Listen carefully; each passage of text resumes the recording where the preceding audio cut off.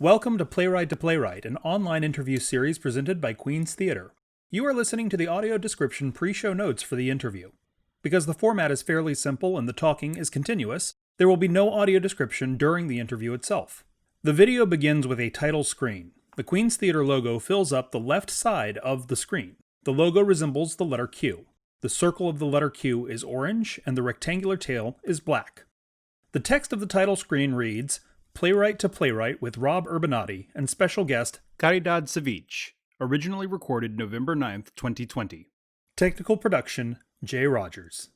The Queen's Theatre at Home text logo is in the lower right corner of the frame throughout the interview. The word Queens is in orange and the word theater is in black.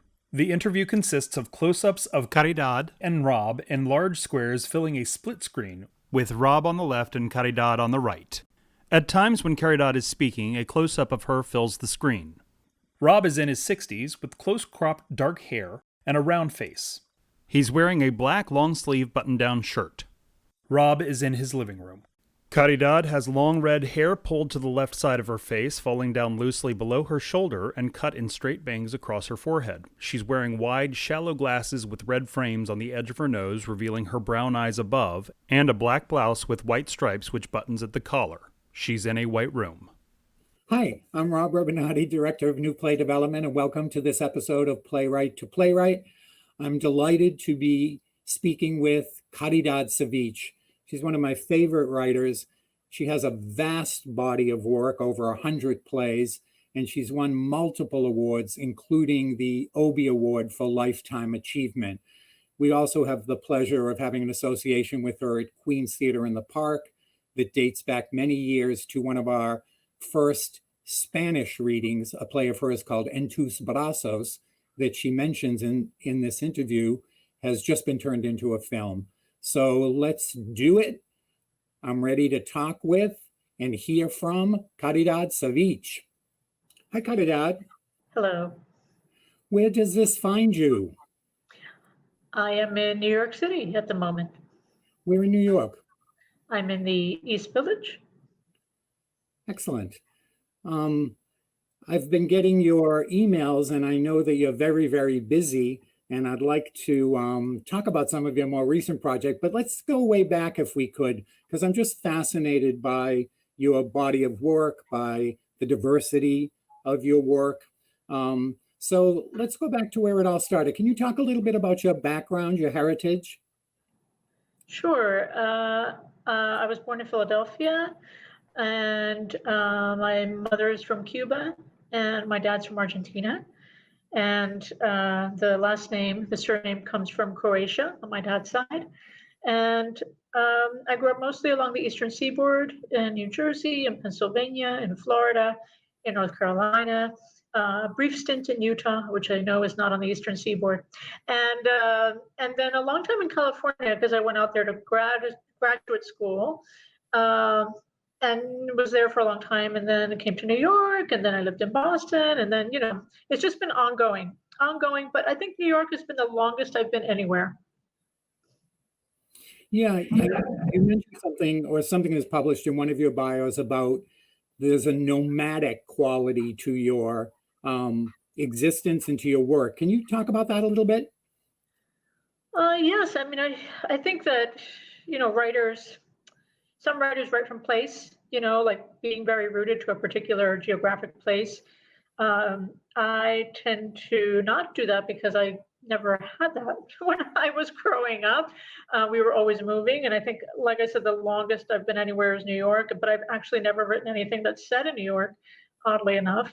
I think that the idea of thinking about how you see the world, and writing is an act of seeing, how you see the world comes from my seeing it growing up from different places and different accents and different dialects and different terrains geographically, different temperatures, climates. And so I think that, let alone my parents sort of both are immigrants and their stories. And so I think that the idea of not being rooted somewhere, but actually what I call being a nomad, where you can just pick up and go, an experience, is central to my practice, although I don't think that I knew that until much later in my writing journey. I'm intrigued by the fact that you've lived in New York longer than you've lived anyplace else, and yet you've never written a play that's set in New York. No. Do you think there's any reason why? Is there any reason why? I wrote a play set in New Jersey. Does that count? That does count. I'm not sure. I think it has to do with and maybe because it feels like home, that when I write, I'm trying to go somewhere else in my writing. So I think that maybe memories and places are informed by New York, but never an actual photorealistic setting here. Maybe one day I will, but I've never have. When did you first start to write? I was always writing. I was one of those kids that was like with a pen in hand and pencil and always making little stories. But I think the idea of playwriting happened somewhere in junior high. My English teacher saw something in me in my writing. I was writing a lot of short stories, and there was a lot of dialogue in them. And I think that she said, you might try this playwriting thing, which was not on my radar at all. But I wanted to impress her, and so I decided I would find out what this playwriting thing was. And I think my only reference points at that time were Shakespeare and musicals, both of which seemed impossible to tackle. But I became really intrigued by the form. I started reading a lot, sort of self-educating in that way, because there wasn't a playwriting class in my junior high. And then I wrote a play, and then I kind of was smitten. So around the age of 14, I just it sort of solidified, and I think it became clearer that that's really what I wanted to do when I was in my second year of college. And then I was like, I thought I was going to be an actor, and then I was like, no. No, I want to create the whole world of it. And I think that as a playwright you do, and you also get to play all the characters first when you're at the keyboard. So I enjoyed that process, and you also are part of rehearsal, but you can also leave. And it can go away and it can come back, so I love the freedom of being the writer. And at the same time that in theater, at least still, the writer has a voice and, is treated, maybe not monetarily great, but is treated with respect. So from junior high till now, you've created this really astounding body of work. How many plays is it? Am I wrong? Is it more than 100? It's more than 100, and I've stopped counting. I just stopped. I think I tried to. I was counting them, I think maybe 2 years ago. I'd made a list, and then I kind of got a little overwhelmed, and I just stopped. I just said, I'll keep writing, and I'm not going to keep counting anymore. It's incredible. Can you pick out some key works from these many years, from these many plays that you're the proudest of, plays that were the most successful, plays that speak to you still?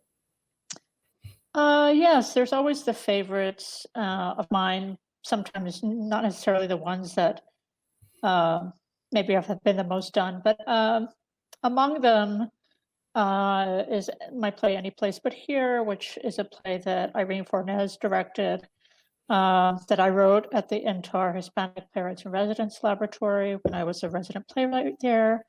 Alchemy of Desire, Dead Man's Blues, which premiered at Cincinnati Playhouse and was one of the first plays that really put me on the map as a writer. And also, I think where I made a conscious decision as a writer to establish what some people call their dramatic project. I sort of feel like that play contains the seeds of everything I've done since. Iphigenia Crash Land Falls on the Neon Shell That Was Once Her Heart, which was a breakthrough play for me in terms of form. I really started discovering things in that play. Fugitive Pieces, which is now the film Fugitive Dreams. Red Bike, The Way of Water. Those come to mind, but there's so many. But those are hovering. And of course, The House of the Spirits. So I think on the land of adaptations, The House of the Spirits is really up there for me as a piece of writing. You're a bilingual writer. I'm wondering what prompts the decision to write a play in Spanish versus in English. The prompt usually comes from who's commissioning me, to be honest. I think the first time that I wrote something entirely in Spanish, in terms of as a play, because I was writing a lot of poetry in Spanish, was my play Gleaning, Rebusca. It's an early play that I wrote at Intar when I first started working with Irene Fornes. And I had never written a play in Spanish before, and suddenly this play sort of spilled out of me.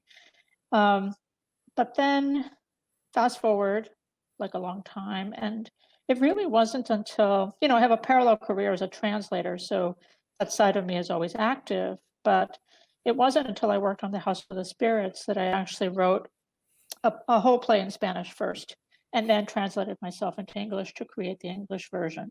So the prompt usually comes because it depends on the audience that I'm writing for, to be honest. At Repertorio Español, that commissioned House of the Spirits, and many of the other adaptations that I've done, I know that the production is going to be in Spanish, so I have to wear that hat as a writer. Sometimes I'll start something in Spanish, and midway through, I turn it into English only because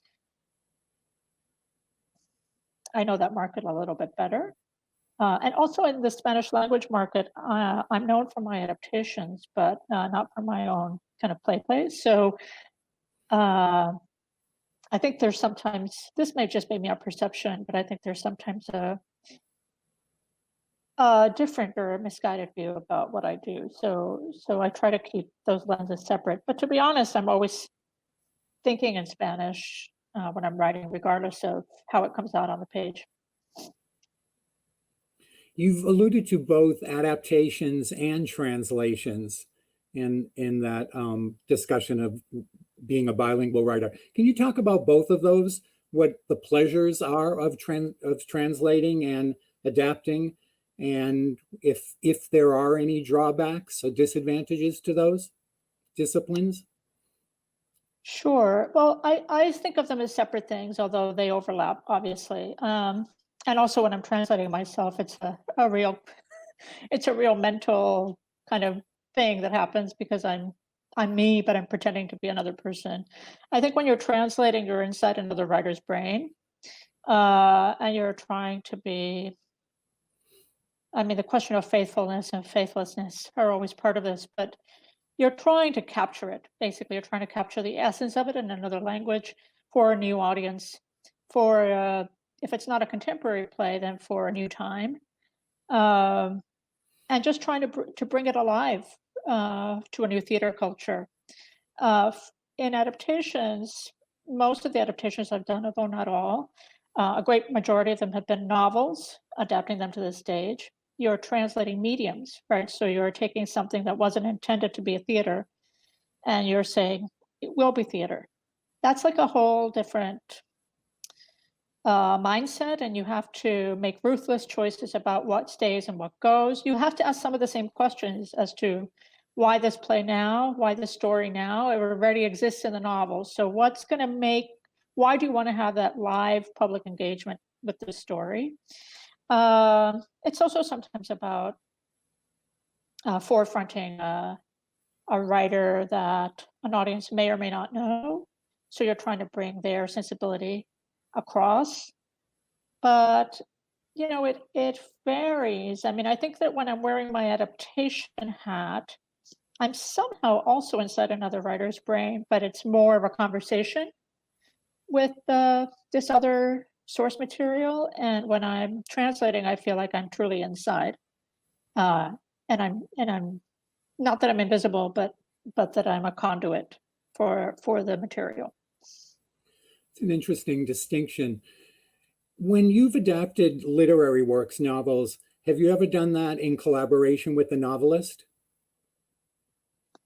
It's a great question. I think the only time, I'm trying to think of all the novels, maybe in the Time of the Butterflies by Julia Alvarez, which was done at Repertorio and then has since been done elsewhere. I love that play. Thank you. That was the only time where she was quite hands-on, especially in the first draft, which for me was terrifying, terrifying because really wanted to see the first draft. And I was like, I don't show the first draft to anybody. So, but she wanted to, look, it's her breakthrough novel, one of her most beloved pieces. And she has a responsibility to the family, the Mirabal family. So I think she felt very protective of the material, justly so. And she was nervous about it being adapted for the stage. So I think even though it had been a film and or a dance piece prior to that. So that was the only time. The other times have been very free, actually, and kind of the conversation with the author has happened afterwards. I'll take that back. So there's one that I did that has never been in the States, but I did it in Chile. Not in Chile, sorry, in Costa Rica. I translated an author and adapted an author named Jose Leon Sanchez. His first novel that is about, it's about his time in prison, and it's also about prison reform. And I interviewed him for a long time before I worked on the play. Yeah. Yeah, interesting. So you've mentioned Costa Rica and Chile. What countries have your plays been performed in? Do you not count those either? Do I not count those? I count everything. Tally those up. I count everything.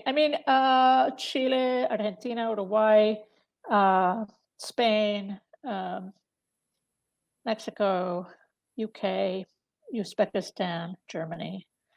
I'm dying to have my work done in Eastern Europe, and I really want my work. My work was going to be done in Australia this year, but COVID hit and that production got canceled. So Australia has been always on my mind as a place to have my work done. So I know it's a big country, but at least one city in Australia, I'd be happy. But a lot of places, and then a lot of places in the U.S.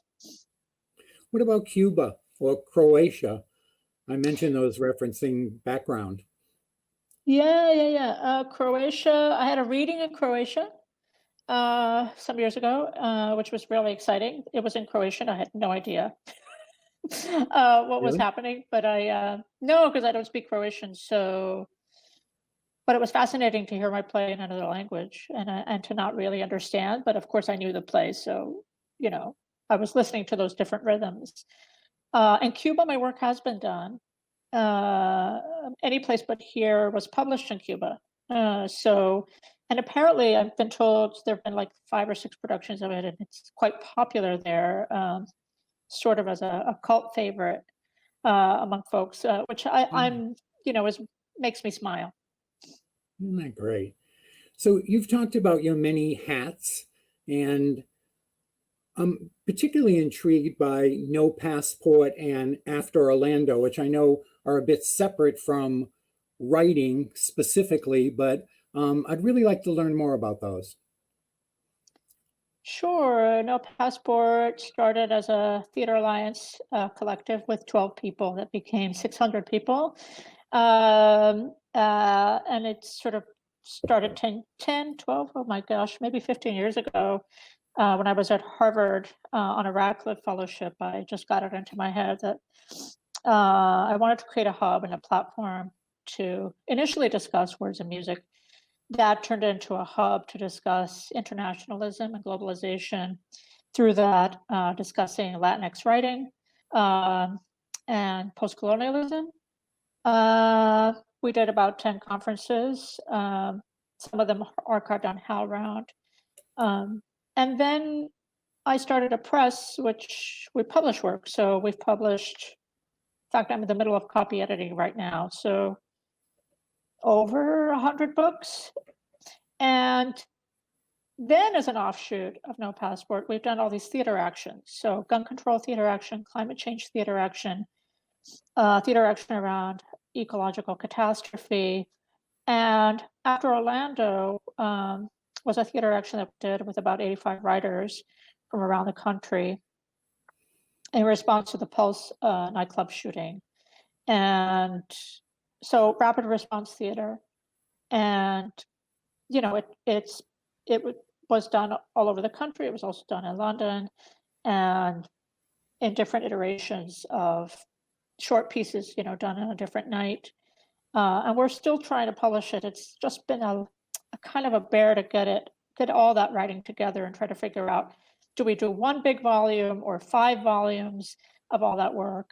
So we're in that process now of trying to make that decision. But stemming from the other theater actions, I think it was logical, wanting to respond and feeling like marking a moment.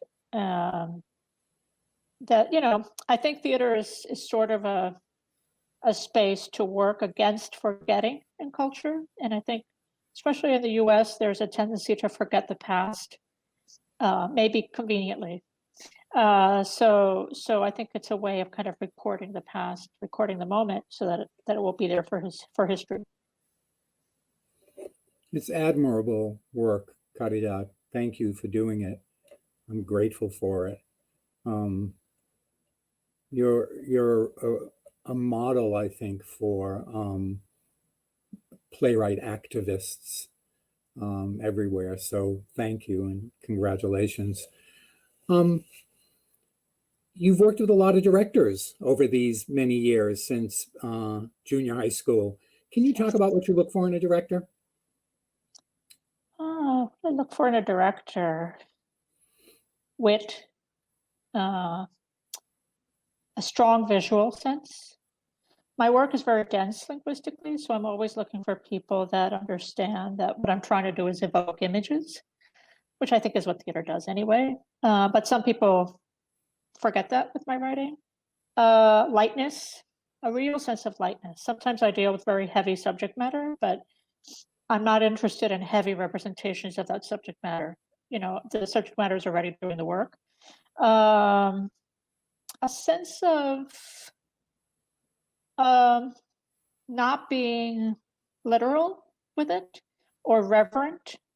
So I'll give you an example. There was a play of mine that was done at a theater on the West Coast, and a young director, talented director, took all the stage directions quite literally when I meant them to be springboards, for a director to imagine something, instigators. And so I went to see the production, and I was like, oh no, I need to.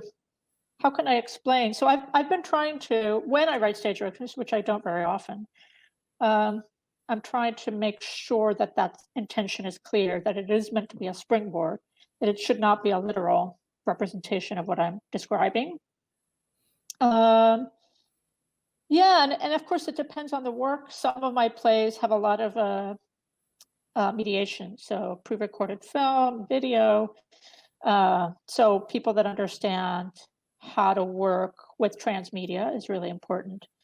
A sense of the choreographic is, and people who understand that it's always a score for performance, and that it's going to have a sense of musicality about it. So that's really important to me. It's interesting. I want to remind you that you spoke on that very point of stage directions as springboards when I interviewed you 6 years ago for my play readings book. It's one of the quotes that is in the book, and it's interesting that still becomes an issue in some ways. Lauren Yee, the writer. Same thing with her. She'll write stage directions as springboards. A tumbleweed blows across the stage, and it's like, I don't really want to see a tumbleweed blow across the stage, but let that image evoke something for you as a director. Right. In this vast body of work, Caridad, do you think there's something identifiable about it that makes it a Caridad Svich play or film or translation or adaptation? That's a great question. Gosh, I think maybe a sense of porousness, a sense of that there are no boundaries. I think my best work, I mean, at least how I view it, and writers view their work differently, but when I look at my work and the plays that I think that for me feel representative, and sometimes you're asked for that on grants and stuff, like what's your representative piece? And usually I gravitate towards the ones in my body of work that are where the borders between spiritual and material worlds are very fluid, when characters, identities shapeshift, where the language is doing a lot of language mixing. So, quote, high language and low language, ancient language and contemporary language are mashed up. That tends to be what on a technical level, what I'm after, a kind of freedom in the writing, and a sense of flight. And also, I'm a wordsmith, so I think that, I have an interest in theater as poetry and theater that feels like it's living in the wilderness. But also, what I would call a theatrical sense that is always musical, expansive, even when it doesn't look that way, in terms of, how many characters or so forth. And maybe I think that my work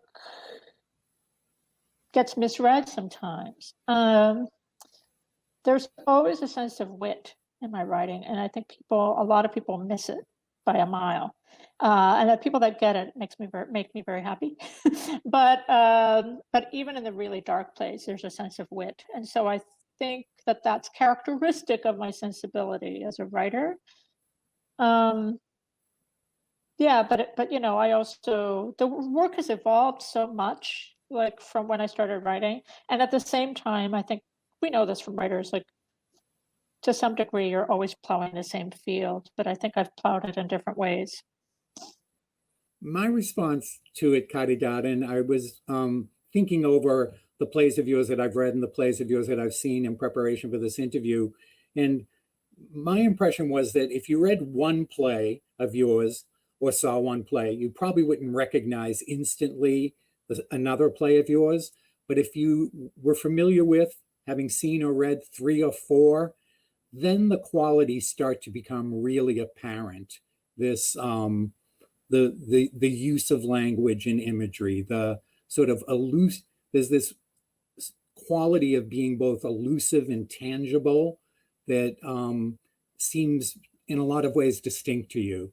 So that's my impression of how I somehow locate Caridad Svich in this over 100 plays that she stopped counting.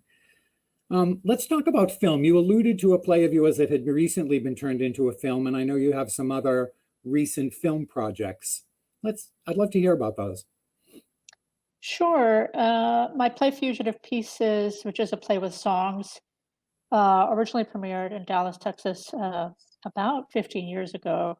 And then it had some other productions. And then it had a third production in Austin, Texas at Salvage Vanguard, directed by Jason Newlander, who was the founder and artistic director of the theater then at Salvage Vanguard. And the play is a road movie for the stage.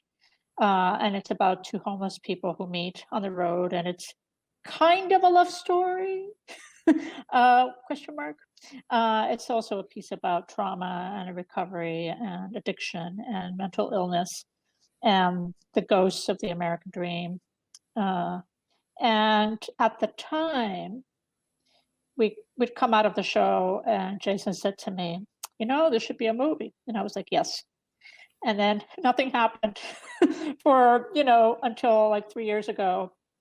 He called me up and he was like, hey, remember all those years ago when we said we should make a movie? How about we do that? And I was like, you have got to be kidding me. Yay, finally, awesome. And it was just game on. So totally independent, made in Texas, with an incredible cast: April Mathis, Scott Shepard, Robbie Tant, Olan Jones, David Patrick Kelly, and shot with a wonderful cinematographer who's worked a lot with Terry Malick, and the editor who's worked a lot with Richard Linklater. but totally indie, and it became Fugitive Dreams because we had to change the title because there's already a movie called Fugitive Pieces out there that's on Amazon, and it was like too confusing. But it's very much, my play put into film. It's fearless and it's beautiful work, and kind of, I'm very influenced by cinema as a writer. So, I love Bresson and I love Bergman and I love, Godard and Almodovar and, Jarmusch. And, there's so many people that for me are references when I'm writing plays. So this particular piece seemed like a natural, and it also like a wonderful first step. We premiered at the Fantasia Film Festival in Montreal and at the Austin Film Festival just last month. And then now this week, we're going to have our European premiere at the Tallinn Black Nights Festival in an actual cinema, I'm told. So that's kind of amazing. And then now I just finished another screenplay that goes into production in December, which is really fast, based on another play of mine. It's actually a play Rob. It's a play that's called In Your Arms. Yep. Tus brazos. Yep. Which is now a film that's called Abilene. I changed the title, and I loved adapting it. Like I just, the call came to me again. Another independent filmmaker, first-time filmmaker, also somebody that comes from the theater that had done my work before, called me up. They're based in Houston, Texas, so the Texas connection yet again. They said, "Oh, I want to make my first film. What do you have?" I think they were thinking about my work. And we talked about scenarios. And I suddenly was like, oh my gosh, this play that nobody's ever done actually could make an amazing film. So I immediately was like, I got to work on it. And I've had such a blast, kind of reconfiguring it. So yeah, that's the next one. So we start shooting in December. So you've been keeping busy in the pandemic. It doesn't sound like you've slowed down at all.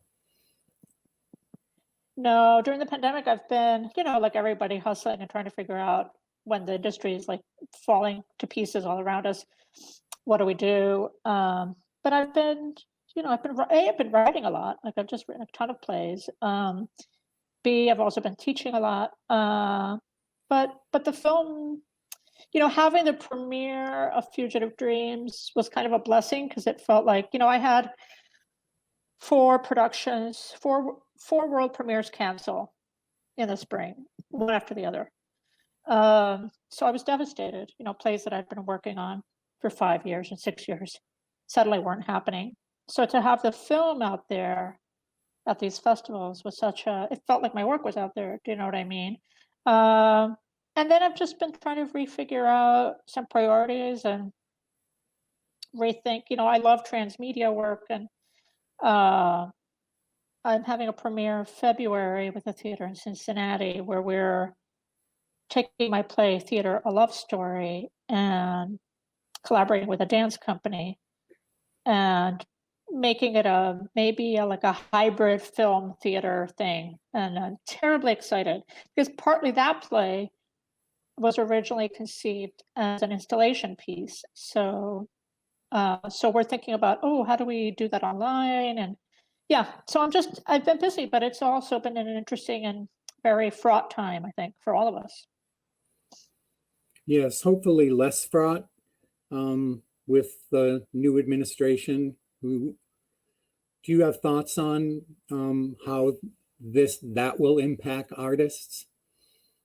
Do you have hopes about how that will impact artists? Yeah, I mean, well, listen, the current administration has no interest in the arts whatsoever. So, not even the idea of a bailout or recognition.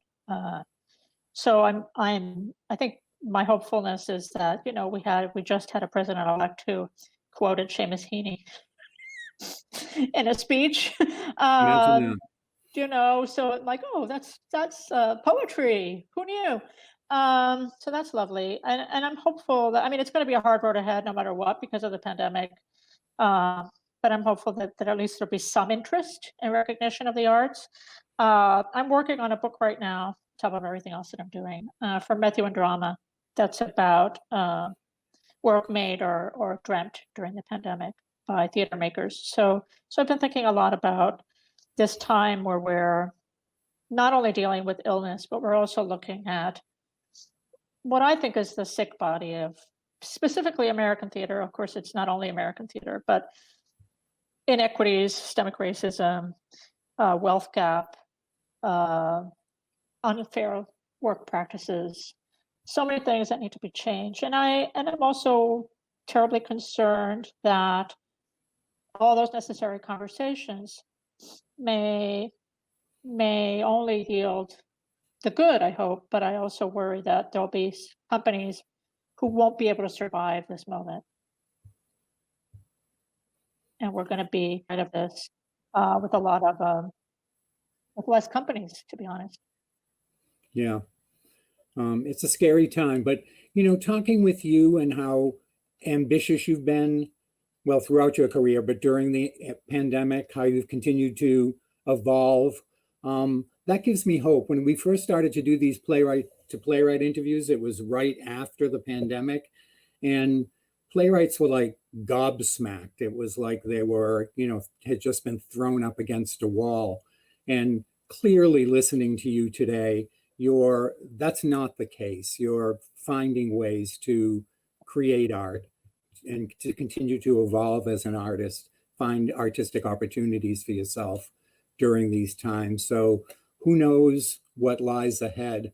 I wanted to tell you one little story that something we share that I think you don't know. So when I was in grad school in University of Oregon in the mid 90s, I directed Springtime by Maria Irene Fornes. And Fornes was a hero of mine at that time. The production actually starred Heidi Schreck and Adriana Dufay. And we came to New York with that production, and we did it at Here. And Fornes came to see the play. And of course, I was a nervous wreck. It was almost completely underscored. And she came up to me after the play. She asked to find the director. And she took my hand and she said, "Thank you. That was lovely work. The music was beautiful. And the actresses were perfect." And she sort of bowed a little bit. And it's, of course, one of my most cherished memories. So when I read your biographies and how much of an influence Fornes has been in your life and your career, I just wanted to share with you that we had that one little thing in common that I didn't think you knew. I didn't know that. That's amazing. Oh my gosh. Yes. You got, she was ruthless. She didn't like I had heard that. productions. Yeah. So you were very lucky. Yeah, it's a treasured moment. Caridad, I'm so happy to have talked with you today. It's really been great. I'm glad that Queen's Theater has had the opportunity to present. I shouted out En tus brazos. At one point, we did a reading in Spanish, and also that we commissioned you for a short play for the World's Fair Play Festival. Again, a completely original, distinct, evocative, odd character study that sticks with me. So continued success, continued joy. I wish you the best with all these new projects. And until next we meet in person, have a great time. Stay happy, stay healthy. Thank you. You too, Rob, and everyone out there who's listening in virtual land. The listeners at home, as they say in TV land. Thanks, Caridad. Take care. Thank you so much, Caridad, and thank you at home for joining us for Playwright to Playwright. New interviews premiere on the third Thursday of every month. Next month, on December 17th, I'll be talking with Obie Award winner Rajiv Joseph.